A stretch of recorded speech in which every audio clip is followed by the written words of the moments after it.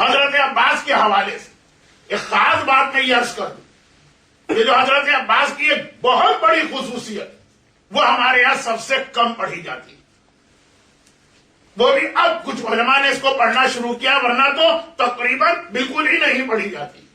حضرت عباس کی شجاعت کو ہر آدمی جانتا، حضرت عباس کی وفاداری کو ہر آدمی جانتا، لیکن حضرت عباس کی جو ایک بہت بڑی خصوصیت تھی عباس کا علم۔ اور اس کے لیے دو چھوٹی سی چیزیں کہیں گے اپنی اس تقریر۔ پچھلے ہفتے جو برادر محترم مسلم عباس صاحب کے گھر میں 28 رجب کی مجلس میں نے پڑھی تھی، اس میں جو ایک آدھ جملہ آیا تھا اس سے ربط دے کے آگے بڑھا رہا ہوں۔ حضرت عباس کے لیے وہ حدیث، وہ جملہ تاریخ کی ہر کتاب میں جو مولا نے جملہ اپنے لیے کہا، مولا کا جملہ ہے کہ زقنی رسول اللہ زقن زقن، پیغمبر نے مجھے علم اس طرح بھرایا جیسے جان پرندہ اپنے بچوں کو دانا بھراتا۔ یہی جملہ حضرت عباس کے لیے کہ زقل علم و زقا، علی نے عباس کو اس طرح سے علم بھرایا جس طرح پرندہ اپنے بچے کو دانا بھراتا۔ خالی شہزادی زینب کے لیے فقرہ نہیں ہے کہ انتی عالمۃ غیر معلمہ، کہ آپ وہ علم رکھنے والی ہے کہ ضرورت نہیں ہے کہ کہیں جا کے علم حاصل کرے۔ حضرت عباس کے لیے بھی یہی جملہ، وہ عالم غیر معلم، وہ ایسے صاحب علم تھے کہ کسی کے سامنے انہوں نے سوائے اپنے بابا کے جو خود امام معصوم اور کسی سے جا کے کوئی علم حاصل نہیں کیا، مگر تاریخ میں یہ فقرہ ہے، اس کے ساتھ دلیل میں کچھ واقعات دیا جن میں سے پہلا واقعہ نہیں، ایک اشارہ ہے، اس کے بعد میری گفتگو اصل عنوان پہ شروع ہو۔ آج میں نے قرآن کریم کی 2 آیتوں کی تلاوت کی، ایک سورہ حجرات کی آیت ہے اور ایک سورہ رحمان کی۔ آئیے میں حضرت عباس کے علم کے حوالے سے، دل چاہتا تھا کہ پوری تقریر حضرت عباس کے علم پہ کروں، لیکن جیسا کہ میں نے خود اپنے آپ پہ پابندی لگائی کہ تینوں معصوموں کا کوئی نہ کوئی حق ادا کروا، تو علم کے اعتبار سے میں مولا کے علم کو، کہ مولا نے رسول سے جن الفاظ کے ساتھ علم حاصل کیا، زقل علم، پرندہ اپنے بچے کو دانا بھرا رہا، وہی جملہ حضرت عباس کے لیے مولا کے حوالے سے آیا۔ لیکن اس سے پہلے وہ جملہ مکمل کروں کہ عباس درمیان میں، امام معصوم، 2 امام معصوم، اتنا بھروسہ اور اعتماد ہے عباس پر۔ کربلا کے میدان میں حسین جیسا شجاع، علی کا وارث ہے، علی کا فرزند ہے، ایک ہی جگہ ایک ایسا جملہ کہتا ہے کہ اس وقت میری کمر ٹوٹ گئی۔ اب آگے مجھے کہنے کی ضرورت نہیں کہ جملہ کب ارشاد فرماتا، ساری شہادتیں ہوئی، سارے واقعات پیش آئے، لیکن عباس عربی زبان میں بھی اور دنیا کی ہر زبان میں بھی کمر کا مضبوط رہنا ایک اتنے بڑے سہارے کی جانب اشارہ ہوتا کہ حسین کہہ رہے عباس میرا اتنا بڑا سہارا کہ اکبر مارا گیا تو یہ جملہ میں نے نہیں کہا، میرے خاندان کے باقی تمام افراد مارے گئے، لیکن عباس کا سلام سننا، حسین کمر پکڑ کے کہتے میری کمر ٹوٹی۔ اور ریاض القدس میں ایک جملہ ہے، بس اس کو میں واضح بھی نہیں کرنا چاہتا ورنہ جشن کچھ مجلس کی جانب چلا جائے گا، اور وہ جملہ یہ ہے کہ جب آقا سجاد ہے، معجزے کے ذریعے آ کر شہدائے کربلا کو دفن کیا، تو حضرت عباس کی قبر میں جب اترے تھے تو سینے پہ سر رکھ کے لیٹ گئے تھے اور ایک ہی جملہ کہہ رہے تھے کہ اے میرے غیرت مند چچا عباس، آپ نہ رہے تو آپ کی بہنیں اس وقت بے مقنا و چادر کے بازاروں اور درباروں میں جا۔ دیکھیں سجاد، میرے مظلوم آقا سجاد، کربلا کے حوالے سے اتنی بڑی ذمہ داری کہ پورے لٹے ہوئے گھر کو ہر جگہ تسلی اور دلاسا دیتے ہوئے چلنا۔ نعوذ باللہ، اگر کسی موقع پہ سجاد کا صبر جواب دے جائے، اس لٹے ہوئے گھرانے کو کون سنبھالے گا جس کے اندر کچھ دل شکستہ بیواہیں ہیں، کچھ یتیم بچے ہیں، کچھ رخسار پہ تماچے کھانے والی بچیاں۔ بھائی ایسے ہم اور آپ ہر مصیبت و پریشانی میں پلٹ کے علی کو دیکھتے ہیں، اپنی پریشانی بھول جائے۔ اہل بیت کا لٹا ہوا گھرانہ کتنی ہی بڑی مصیبت پیش آئی، کربلا سے شام کو چھوٹی مصیبتیں پیش نہیں آئی۔ ایک مرتبہ پلٹ کے سجاد کو دیکھتا ہے، سجاد علی کا پوتا بھی ہے، علی کا ہمناک بھی ہے، علی کی ساری شان رکھتا. یہ نہ کہیے گا کہ اگر ساری شان رکھتے ہیں تو گلے میں تو ہاتھوں میں ہتھکڑی کیوں پہنوائی، بس یہ اس منزل پہ میں بھی آنے والا. ساری وہی شان رکھتے ہیں. ایک لمحے کے لیے کربلا کی کسی بیوی ان مصیبتوں کے درمیان سہارے کی ضرورت ہوتی ہے، پلٹ کے اپنے امام معصوم کو دیکھ لے. اگر سجاد کسی وقت پریشان، سجاد نعوذ باللہ اگر کسی وقت صبر جواب دینے لگے، سجاد کو اگر تسلی اور دلاسا چاہے تو کون ہے؟ وہ عباس کا سینہ ہے جس پہ سر رکھ کر امام وقت سید الساجدین کو بھی سکون اور تسلی ملتی ہے. عباس حسین کے لیے بھی سہارا ہے، عباس سجاد کے لیے. مجلس ہوتی تو میں یہاں پہ، میں نے سنا ہے کہ میلبرن 8 محرم کو بہت ساری مجلسیں آپ حضرات برپا کرتے ہیں، تو اس میں آپ کو یہ واقعہ سنتے ہوں گے کہ عرب شاعر کے شعر کو آقا حسین نے کس طرح سے کنفرم کیا کہ تو نے بالکل جو کہا وہ حق کہا. جب تک عباس تھے اس وقت تک حسین کو بھی سکون. سجاد 4 شعبان کو اس طرح پیدا ہو کہ 3 شعبان کو دنیا میں آنے والے حسین کے لیے بھی کمر کا سہارا، اور 5 شعبان کو دنیا میں آنے والے سجاد کے لیے بھی عباس ہی ہے جو تسلی اور سکون ڈالے والا. یہ خالی ہمارے اور آپ کے لیے باب الحوائج نہیں ہے، عباس حسین کا بھی باب الحوائج ہے، عباس سجاد کا بھی باب الحوائج کہ یہ فضیلت علی کی نہیں ہے کہ وہ کعبے میں پیدا ہوئے جو فضیلت ہو گئی. یہ کعبے کی فضیلت ہے کہ علی اس میں پیدا ہوئے.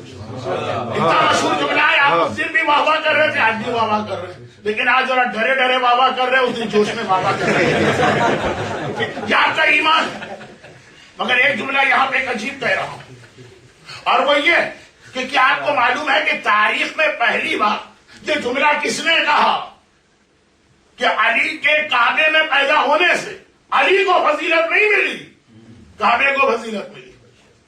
آپ نے اتنا سنا، تاریخ میں پہلی بار یہ جملہ کس نے کہا؟ اور ساتھ میں یہ بھی پڑھا دوں کب کہا تو جو میں ایک جملہ پہلے کہہ چکا ہوں، علم عباس اس کی وضاحت ہو جائے گی. تاریخ میں یہ جملہ کس نے کہا پہلی بار اور کب کہا؟ تاریخ میں یہ جملہ پہلی بار ہم کو ملتا حضرت عباس کی زبان سے. یہی باب الحوائج، یہی ابن الفضل عباس، یہی سقائے سکینہ عباس، یہی قمر بنی ہاشم عباس. پہلی بار یہ جملہ حضرت عباس کی زبان میں ملا، بڑے عجیب انداز سے ملا، بڑے عجیب انداز سے. جناب عباس، میں نے کہا نا علم اتنا سامنے نہیں آیا، مگر حضرت عباس کا ایک بہت ہی اہم خطبہ نہج البلاغہ کا تذکرہ آج بھی کچھ کلام میں ہوا بڑے اچھے انداز سے. جناب زینب کبریٰ کے خطبات آپ کو بہت یاد ہیں، مگر یاد رکھیں کہ 2 ایسے خطبات ہیں جنہیں میں اپنی مجلسوں میں پڑھتا رہتا ہوں. کیا کروں، میلبرن میں نہ مجھے موقع ملتا نہ مومنین تیار ہوتے میرے اس بیان کو سننے کے، لیکن یہ 2 خطبات میں اکثر ایک جملہ کہتا ہوں. امام علی سینٹر میں نے مولا کے حوالے سے ایک وہ بات کہی تھی جو بہت مشہور ہے. کبھی یہ نہیں کہتا کہ پہلی بار میں یہ بات کہہ رہا ہوں. یہ بھائی علی نے جو بھی وفاداری کا مظاہرہ کیا وہ ابو طالب کی ٹریننگ کا نتیجہ تھی کہ شیخ ابی طالب نے رات کو بستر بدلا کر کے اپنی اولاد کو خطرے میں ڈالتے محمد کو بچا لیتے. اب آئیے اس جملے کا دوسرا حصہ، وہ یہ کہ علی کے خطبات، علی امام وقت ہیں. امام وقت کسی کا نہ محتاج ہوتا ہے نہ کسی کا شاگرد ہوتا، لیکن علی کے خطبات دنیا کے سامنے پہلے آئے، بعد میں آئے. پہلا خطبہ جو ہمارے سامنے آ رہا ہے فاطمہ بنت اسد کا خطبہ. کتنے لوگوں نے فاطمہ بنت اسد کا خطبہ پڑھا؟ کون سا خطبہ؟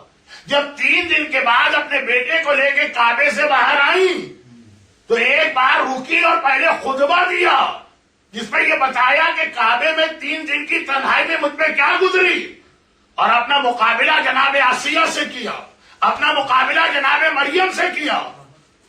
فاطمہ بنت اسد کے خطبہ بہت اہم، لیکن 13 رجب یا اس کے قریب کی تاریخوں ہی میں اچھا لگتا. علی کے خطبات بعد میں آئے، علی کی ماں کا خطبہ ہمارے سامنے پہلے آیا. اور اب آئیے اسی طرح سے ایک جملہ، علی کے خطبات آپ نے سنے، جناب زینب کے خطبات محاورے بن گئے ہمارے. اب آج کل شہزادی فاطمہ کا خطبہ بھی مشہور ہو رہا، مگر ایک خطبہ حضرت عباس کا بھی تاریخ میں جسے بہت چھپایا گیا، جو اکثر ہم لوگ ایک بات کہتے ہیں نا کہ مجتہدین جب فتویٰ دیتے ہیں تو اس کا اختلاف کی ایک وجہ یہ بھی ہوتی کہ کتنی شیعہ کتابیں اب تک دنیا سے چھپی ہوئی، کتابیں جلائی الگ گئی، دریا میں بہائی الگ گئی، ضائع الگ کی گئی، اور اس کے بعد اس طرح ہمارے بزرگوں نے کتاب بچانے کے لیے اس کو لے کے اس طرح سے وہ عربستان سے ہجرت کی. کوئی کتاب اسپین میں پڑی ہوئی، کوئی کتاب برلن کی لائبریری کے اندر موجود، ایک کتاب کتب خانہ ناصریہ لکھنؤ، ناصر الملت کا کتب خانہ، اس میں قلبی نسخہ تھا جس میں جناب عباس کا ایک خطبہ ملا جو آج کل پاکستان ہندوستان میں پھر بھی کم پڑھا جا رہا. ایران میں دیکھیے خطبہ جو لکھنؤ کی کتب خانے سے ایک نایاب کتاب میں ملا، اس کا صرف پہلا جملہ الحمدللہ الذی شرف ھذا بقدوم ابی. ایک عجیب جملہ ہے اس خطبے کے اندر. یہ 4 جملے اس خطبے کے آج مجھے پڑھنے کا ارادہ ہے. اب یہ ابھی فیصلہ نہیں کیا کہ ان کو الگ الگ اپنے اپنے موقع پہ پڑھوں کہ پہلے 4 خطبے پڑھ دوں، جملے پڑھ دوں اور پھر موضوع بڑھاؤں. پہلا جملہ. اچھا اب یہ خطبے کی خصوصیت سن لیجیے گا. یہ خطبہ جناب عباس نے کب کہا، کہاں کہا، کن کے سامنے کہا؟ یہ عجیب خطبہ 28 رجب کو جب میرا آقا حسین مدینے سے چلا، یہ ساری تاریخیں میرے ذہن میں ہیں، تو اس وقت تک خطبہ دینے کی ساری ذمہ داری حسین نے سنبھالی ہوئی. مروان سے انہوں نے بات کی، آگے مدینہ کو انہوں نے جواب دی، جو آتے تھے چاہنے والے ان سے حسین خطاب کرتے تھے، نکلتے نکلتے اپنے مقصد کو محمد حنفیہ کے بعد حسین لکھ کے گئے. لیکن جب مکے سے حسین کو حج چھوڑ کے کربلا جانا پڑا. حالات ایسے ہیں کہ حاجیوں کے لباس میں یزید کے سپاہی آئے حسین کو شہید کر دینا ہے دوران حج. حسین نے قافلے کا نظام آج حسین نے سنبھالا، حسین قافلہ چلا رہے. عباس جلال کے عالم میں خانہ کعبہ کی چھت پہ جا کے کھڑے. پہلا جملہ یہ خطبہ کب کہا؟ 8 ذی الحجہ کو، 9 کو حج ہوتا. ایک دن پہلے حسین مکے سے نکل رہے ہیں، اسی دن جب قافلے حسینی چلنے کی تیاری کر رہا، حسین جلال کے عالم میں خانہ کعبہ کے قریب آئے. اور چونکہ اتنا بڑا حجیوں کا مجمع، حسین عباس خانہ کعبہ کی چھت پہ چڑھے. اب تو خیر انٹرنیٹ کی برکت سے آپ کو بہت ساری ایسی جگہوں کی بھی تصویریں مل جاتی ہیں جہاں پہلے جانا محال تھا. ان میں کچھ جھوٹی ہیں، جیسے رسول خدا کی قبر کی ایک تصویر آ رہی ہے جو 100% غلط، آقا حسین کے کٹے ہوئے سر کی تصویر آ رہی ہے جو غلط، اور کچھ سچی ہے جیسے خانہ کعبہ کے اندر کی تصویر کہ وہاں سیڑھی لگی ہے، اس کے ذریعے آپ اندر سے چھت پہ جا سکتے ہیں. تو اب جناب عباس خانہ کعبہ کی چھت پہ گیا. 2 جملے ہو گئے. 8 ذی الحجہ کو خطبہ دیا، حج سے ایک دن پہلے. نمبر 2 کہاں سے دیا؟ خانہ کعبہ کی چھت سے دیا. اور نمبر 3 کن کے سامنے دیا؟ وہ ہزاروں کے حاجی مجمع کے سامنے، جن میں حسین کو شہید کرنے والے یزید کے جاسوس بھی موجود. اور وہ بڑا عظیم خطبہ ہے، بڑا عجیب خطبہ ہے اور بڑا جوش والا خطبہ. دنیا میں تو کئی جگہ مجلس کرنے کا موقع ملتا ہے، کچھ ایسی جگہ بھی ہوتی ہے کہ یہاں سے بھی زیادہ ٹھنڈا مجمع بیٹھا ہوتا. پورا خطبہ پڑھوں تو انتہائی ٹھنڈا مجمع بھی ایسا جوش میں آتا. تو خیر یہ خطبہ جو ہے اس کے اندر پورا پڑھنے کا آج موقع نہیں، گرچہ باب الحوائج کی ولادت میں خطبہ بہت اچھا لگتا ہے، لیکن بہت ساری اور باتیں جمع ہو. اس کا پہلا جملہ، پہلا الحمدللہ الذی، اور یہ عجیب خطبہ یہ خطیب کے خطبے کی انداز سے ہے، زبان سے الگ کہہ رہے، ہاتھوں کے اشاروں سے بات کو الگ سمجھا رہے، جو کیا انگریزی میں کہتے ہیں آڈیو ویژول ایسپیکٹس دونوں اس خطبے میں. الحمدللہ الذی شرف ھذا، یہ کہے کہ حضرت عباس نے الٹے ہاتھ کی انگلی نیچے کی جانب کی، بے قدوم ابی، اور یہ کہے کہ اپنے سیدھے ہاتھ کی انگلی آقا حسین کی جانب کی. اس انداز سے جناب عباس خانہ خدا کی چھت پہ کھڑے ہو کر ہزاروں کے مجمع میں جو حاجی مجمع ایک عجیب خطبہ دے رہے ہیں. پورا خطبہ نہیں، صرف پہلا جملہ الحمدللہ الذی شرف ھذا. تمام تعریفیں اس اللہ کی جس نے اس جگہ کعبے کو شرف بخشا.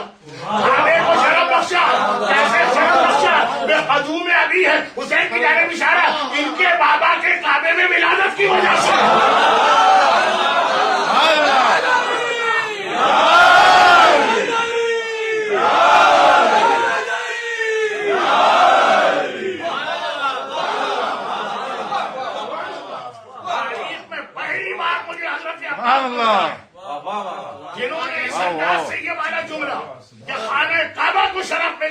علی کی وجہ سے علی کو کوئی شرف نہیں ملا کعبے کی،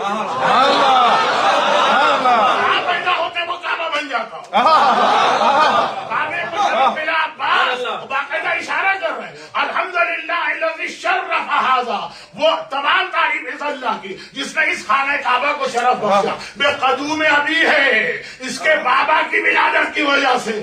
دیکھیں یہاں بھی علی کا نام نہیں لیا، حسین کے حوالے سے تذکرہ کیا، حسین ہے تو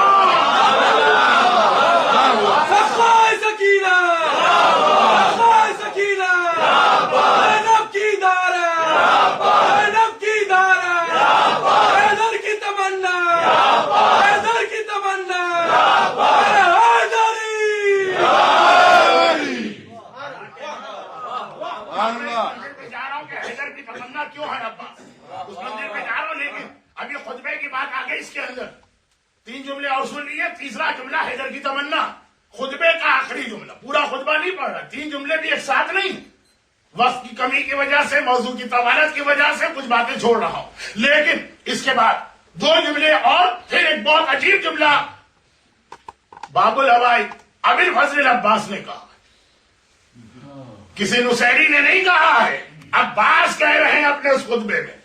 نصیریت کے خلاف میں نے پڑھا تو اس کا مطلب یہ نہیں ہے اہل بیت کی ہر فضیلت نصیریت، یہ جملہ عباس کا، اور اس جملے کو میں پھر ملا رہا ہوں تینوں شخصیتوں سے۔ عباس کہہ رہے ہیں حسین کے بارے میں، ٹھیک ہے نا، اس سے ملتا جلتا ایک جملہ ہے لیکن وہ اس منزل میں ہے ہی نہیں، وہ فرزدق نے کہا سید الساجدین کے بارے میں، بہت مشہور واقعہ اس لیے چونکہ ولادت چوتھے امام کی ہے تو ایک آدھ جملہ رہا۔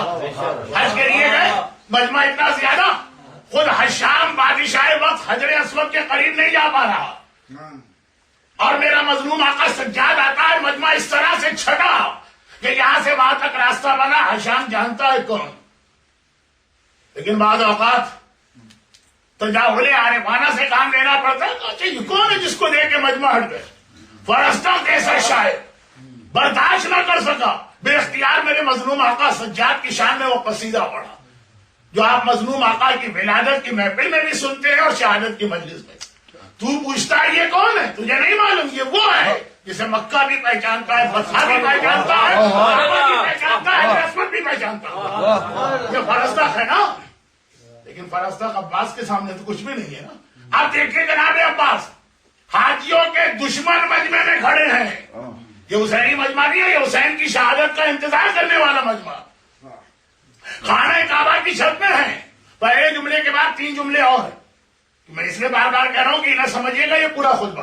اس کے بعد کہتے ہیں لولا حکم اللہ الجلیہ والاسرار العلیہ والاختیار البریہ، اگر اللہ کا حکم جلی نہ ہوتا، کچھ اس کی مصلحتیں نہ ہوتی، کچھ بندگان خدا کا امتحان نہ ہوتا، اگر بندوں کا امتحان نہ لینا ہوتا تو یاد رکھ لطار البیت ہے، یہ کعبے کا طواف نہیں کرتا، کعبہ اس کا طواف۔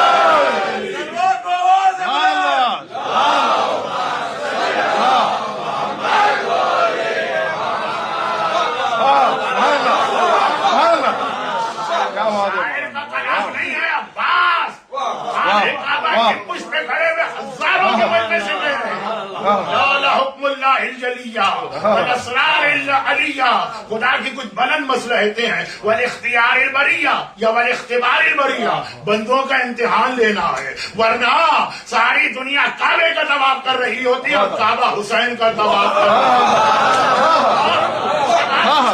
ہے، اور ساری دنیا حجر اسود کا بوسہ لے رہی ہوتی اور حجر اسود اچھل اچھل کے حسین کے ہاتھ کا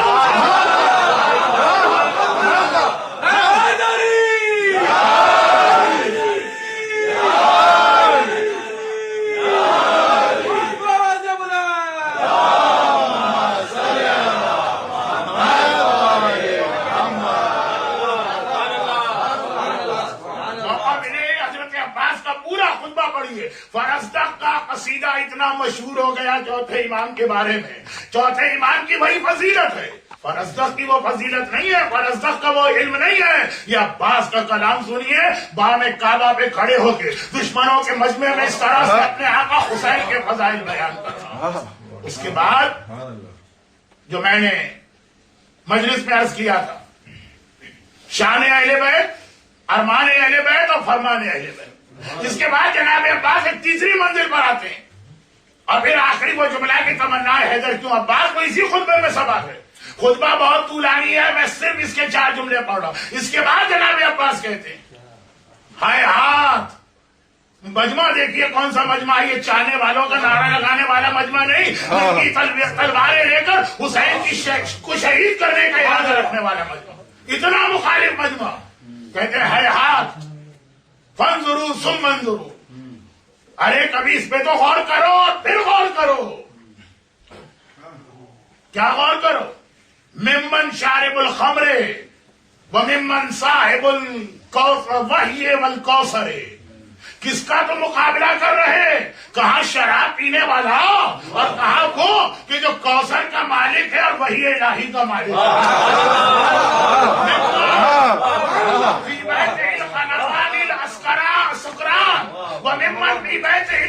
والقرآن. اس کا مقابلہ کر رہے جس کے گھر میں گانے والے اور شراب پینے والے بیٹھتے ہیں، اس کا مقابلہ اس سے کر رہا ہے جس کے گھر میں وحی نازل ہوتی ہے اور قرآن جس کے گھر میں پلتا ہے.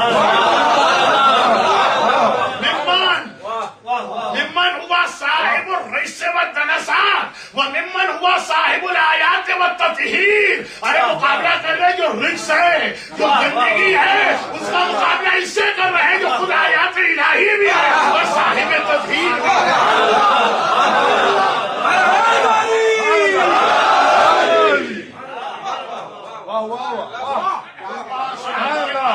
درباروں میں زینب کبریٰ کے خطبات، عاشور کے دن کربلا میں آقا حسین کے خطبات کی سب بعد میں ہیں. ان سے پہلے 8 ذی الحجہ سن 7 ہجری حج کو چھوڑ کے حسین جا رہے، اور عباس شیر نر کی طرح جلال کے عالم میں خانہ کعبہ کی پشت پہ کھڑے اس مجمع کے سامنے اپنے آقا کے فضائل بتا رہے ہیں.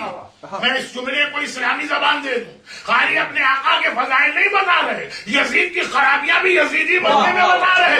یعنی عباس خالی تولا نہیں کر رہے،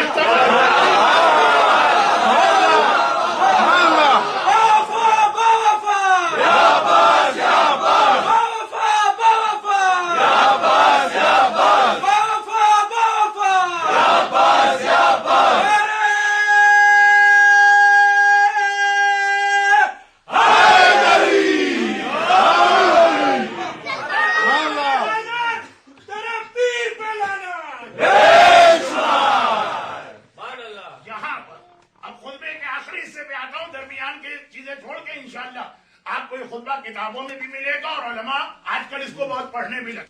عباس کے خطبے سے زیادہ موقع اور محل سے مناسبت رکھنے والا کوئی کلام نہ تھا. آخری جملے پہ آئیے، فرماتے ہیں اس مجمع کے سامنے کہہ رہے ہیں تم وہی غلطی کر رہے ہو. اور اس جملے کا ایک نتیجہ شاید شبر کی وہ چالاکی، فریب اور مکر بھی جو عاشور کی صبح کو عباس کے لیے امان نامہ لے کے گیا تھا. میں کئی دفعہ میلبرن میں پڑھ چکا ہوں کہ امان نامہ لے کے نہیں گیا تھا، عباس کو حسین سے الگ کرنا چاہ رہا تھا. اس خطبے کا آخری جملہ سنیے، تمنا حیدر کو ذہن میں رکھتے ہوئے خانہ کعبہ کی چھت پہ کھڑے، ان خون کے پیاسے دشمنوں کا مجمع ہے جو حاجی بن کے آئے ہیں، اور عباس کہہ رہے ہیں تم وہی غلطی کر رہے ہو جو قریش مکہ نے رسول اللہ کے بارے میں کی تھی. اور غلطی یہ کی تھی کہ رسول کو شہید کرنے کا ارادہ کیا تھا شب ہجرت، مگر یہ بھول گئے تھے کہ رسول کا ایک محافظ علی موجود ہے.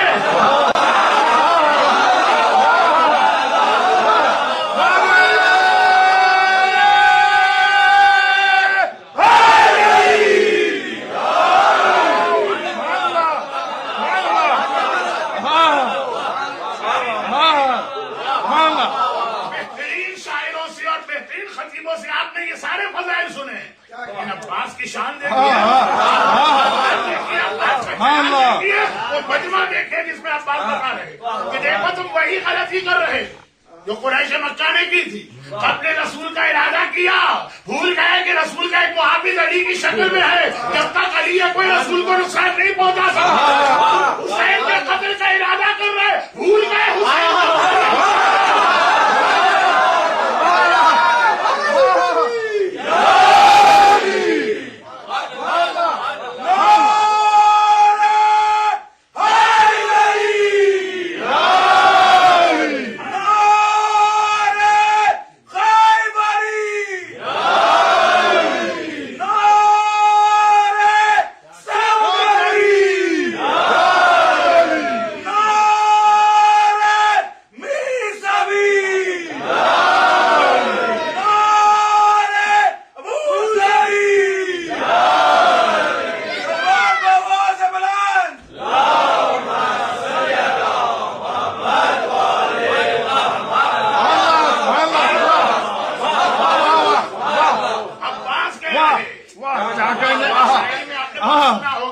نصر میں علماء نے پڑھا ہوگا, لیکن عباس کا خطبہ یہ ساری چیزیں پہلی بار عباس نے کہی کہ جس طرح قریش نے غلطی کی, رسول کے قتل کا ارادہ کیا, بھول گئے کہ رسول کا محافظ علی کی شکل میں ہے. جب تک علی زندہ ہے کوئی رسول کو نقصان نہیں پہنچا سکتا. تم نے میرے آقا حسین کے قتل کا ارادہ کیا, بھول گئے حسین کا محافظ عباس کی شکل میں ہے. جب تک عباس موجود ہے کوئی میرے آقا کو نقصان نہیں پہنچا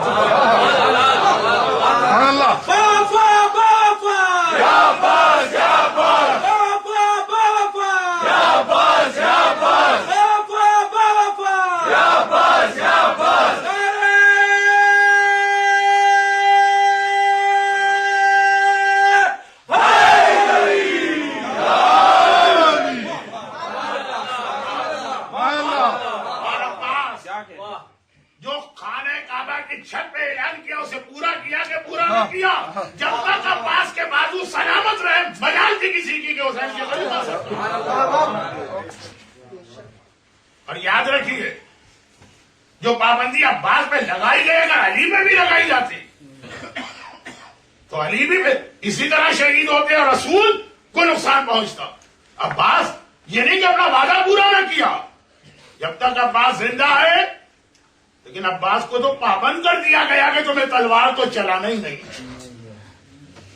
اگر عباس نے عظیم خطبہ دے کر جس کا میں نے آدھا حصہ پڑھا آدھا چھوڑ دیا تو آپ سے درخواست یہ جو آپ کا میں نے جوش دیکھا تو لگا کہ شاید مجمع کے کچھ حصے کے لیے ابھی بھی یہ بات بالکل نئی, گرچہ آج کل یہ خطبہ بہت پڑھا جا رہا ہے لیکن بالکل نئی بات.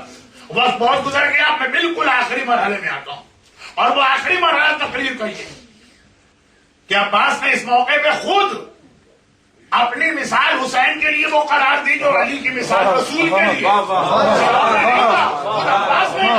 یعنی ہم یہ بھی کہہ سکتے ہیں کہ گویا رسول کی حدیث ہے لیکن عباس کے الفاظ میں حسین اس طرح کہیں گے کہ رسول نے کہا یا علی مسلو کا مسلو ہارون من موسیٰ الا انہ لا نبی بعدی, تم ہارون کی طرح میرے قریب ہو مگر میرے بعد نبوت نہیں ہے. حسین نے کہا کہ یا عباس انت مثلو کا مثل ہارون من موسیٰ الا انہ لا امامت کا بعدی, بس تم میرے بعد امام نہیں ہو مگر تمہارا وہی رتبہ ہے جو ہارون کا موسیٰ کے پاس تھا, وہی عباس کا رتبہ حسین کے پاس.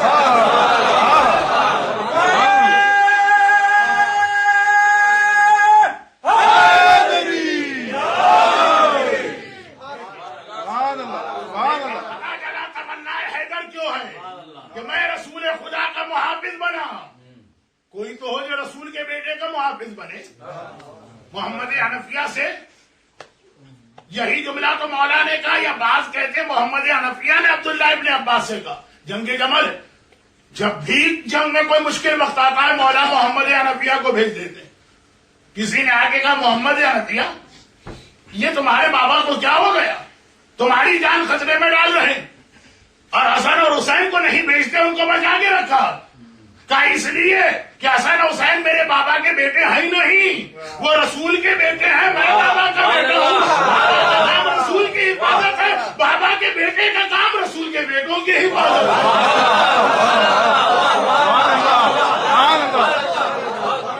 اس کا جملہ ہے.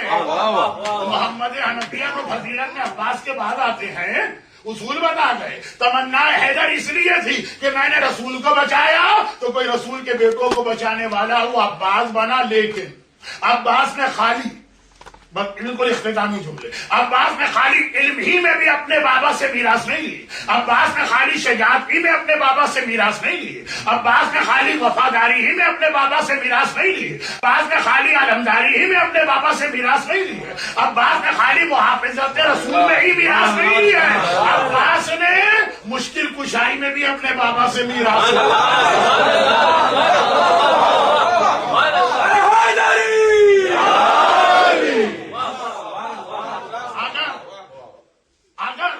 رسول کو جب مصیبت پیش آتی ہے تو نعت علی پڑھ کے علی کو بلاتے ہیں. حسین اور حسین کے گھرانے کو جب پریشانی پیش آتی ہے، ارے پڑھ لیجیے تاریخ کربلا، بچوں کو کوئی پریشانی ہوتی ہے، ہر ایک کہتا ہے امو کہاں، زینب کو کوئی پریشانی ہوتی ہے، میرا عباس کہاں، آقا حسین کسی پریشانی میں آتے ہیں، میرا عباس کہاں. مگر علی نعت علی پڑھ کے تو رسول نے بلایا، مگر علی خالی رسول کے لیے نہیں، کائنات کے ہر آدمی کے لیے مشکل کشا ہے. آج بھی عباس باب الحوائج ہر ایک کے لیے ہے، حسین کے لیے نہیں ہے، حسین کے لیے نہیں ہے، ہر ایک کے لیے باب الحوائج ہے. وہاں نعت علی پڑھو تمہارا ہر مسئلہ حل ہوگا. اور یہاں 133 مرتبہ یا کاشف الکرب عن وجہ الحسین اکشف کربی بحق اخیک الحسین پڑھو، دیکھو تمہاری کتنی بڑی بڑی پریشانیاں چشم زلن میں دور ہو جائیں. مشکل کشا کا بیٹا، اس میں بھی مشکل کشا کی بھی راز کو لیے ہوئے. میں حضرت عباس کے روزے پہ کھڑا ہوں اپریل کے مہینے، اور وہاں میں مجلس پڑھ رہا ہوں، اور ایک بار مجلس میں میں نے یہی جملہ عرض کیا، اور حضرت عباس کی کاپی کرتے ہوئے کہ اشارے سے زری سامنے، یہ ہے وہ صاحب زری. آج بھی آپ یا کاشف الکرب عن وجہ الحسین کہیے، اکشف کربی بحق اخیک الحسین کہیے، آپ کی حاجت پوری ہوگی. میں نے پڑھا 133 بار. اگلے دن حیدرآباد دکن کے ہی ایک مومن ہمارے قافلے میں، مولانا معجزہ ہو گیا، آپ کی مجلس کے بعد صحن میں بیٹھ کر میں نے 133 بار یہ دعا پڑھی. اتنا بڑا میرا ایک جھگڑا کورٹ میں تھا کہ 50 سال سے لڑ رہے تھے ہمارے خاندان والے. آج صبح فون آیا انڈیا حیدرآباد سے کہ ہائی کورٹ نے ہمارے حق میں فیصلہ دیا اور کیس ختم ہو گیا. یا کاشف الکرب عن وجہ الحسین، نعت علی مظہر العجائب اس کی اہمیت اپنی جگہ، مگر عباس کو بھی پکارنا سیکھیں، عباس سے بھی حاجتیں طلب کرنا سیکھیں. اس باب الحوائج کو یاد کرتے ہوئے دعا کی منزل پہ میں آ رہا ہوں. مگر ایک بات ضرور عرض کروں گا، اور شاید اسی بات سے برادر محترم مسلم عباس صاحب کے گھر میں 28 رجب کی مجلس، اور کوثر صاحب کے گھر میں برادر محترم کوثر عسکری صاحب کے گھر میں 31 جولائی کو مرحوم علمدار صاحب کی مجلس. ان دونوں کے بیچ کا جملہ ہے، یہ تینوں موضوع جا کے وہاں مل جائیں گے. ایک آخری بات، آپ نے سب کچھ سن لیا، اگر کہ اس میں 2-3 اشارے ایسے آئے، میرے پاس وقت نہ تھا اس کی تفصیل میں جانے. یزید کی جو خصوصیت بتائی جناب عباس نے اس وقت، اس میں اس کا شراب پینا اور اس کے گھر میں گانا بجانا ہونا. خطبہ عباس میں نے پڑھا اس وقت تو بڑا جوش تھا. اب جملہ سن کے آپ حضرات چلے خیر، اب تو مجلس ویسے ختم میں ٹھنڈا ہو رہا ہوں تو آپ کو بھی ٹھنڈا ہونا چاہیے. لیکن یزید کی جب خصوصیت بتا رہے ہیں تو بتا رہے ہیں ممن فی بیتہ الغناوی، جس کے گھر میں مغنی گانے والے بھرے پڑے. مگر اس وقت کی بات نہیں، اس وقت آخری جملہ عباس اور حسین اور سجاد کو جمع کرنا. اب وہ فضائل کی منزل تھی، وہ مناقب کی منزل تھی، وہ علم کی منزل تھی، وہ مشکل کشائی کی منزل تھی، یہ آخری منزل. اور وہ یہ وہ وہی باتیں کہ مصائب کے کچھ جملے آ ہی جاتے ہیں. وہ یہ بہت مشہور روایت کہ عباس کا سر نو کے نیزہ پہ بلند نہ ہو سکا، ہر بار زمین کربلا پہ گر جاتا. تو ہمارے ساتھ نے ایک سپاہی سے کہا اسے اپنے گھوڑے کی گردن میں باندھ کے لے لیا. اسبق ابن نباتہ کے بیٹے قاسم اس میں ابن اسبق ابن نباتہ، اسبق ابن نباتہ مولائے کائنات کے حواریوں میں شامل. کلوزسٹ ایک سرکل تھا اصحاب کا جس میں ویسے قرنی بھی، حجر ابن عدی بھی ہیں، اسبق ابن نباتہ بھی. ہر معصوم کے کچھ بہت ہی قریبی صحابی جیسے رسول خدا کے سلمان اور ابوذر مقداد و عمار بچہ. اسبق ابن نباتہ کا بیٹا کہتا کہ جب یہ قافلہ کربلا میں داخل ہوا نہیں کربلا سے کوفے میں داخل ہوا، کوفے کے رہنے والے. تو میں نے دیکھا کہ ہر سر نوکے نیزہ، ایک سر گھوڑے کی گردن میں ہی. آپ نے مجلسوں میں سنا اسی مسائب پر ہی علماء مجلس ختم کری، مگر ایک جملہ مسائب میں پڑھنے کا موقع نہیں. میں نے دیکھا کہ یہ چہرہ چاند کی طرح سے چمک رہا، قمر بنی ہاشم جو کہا گیا، مگر پیشانی کے اوپر سجدے کا اتنا نمایاں نشان تھا کہ سارا راستہ یہ سر زمین سے ٹکرا کے کوفے میں داخل ہوا. جب گھوڑا گردن جھکا کے دوڑتا تھا، یہ سر زمین سے ٹکراتا ہوا جاتا. یہ شہادت کے بعد بھی زخمی ہوتا رہا، مگر سجدے کا نشان اتنا نمایاں تھا کہ اتنے زخمی سر میں بھی سجدے کا نشان چمکتا ہوا نظر آ رہا. عباس علم سنا، فضائل سنے، مشکل کشائی سنی، وفا سنی، ایثار سنا، محافظت رسول سنا، عباس کی عبادت بھی سنیے. اتنا عابد و زاہد اور ایسا نمازی کہ ماتھے پہ سجدے کا چمکتا ہوا نشان. اب ملائیے اس کو باقی دعا سے. برحمتك يا أرحم الراحمين وصلى الله على محمد وآله الطاهرين.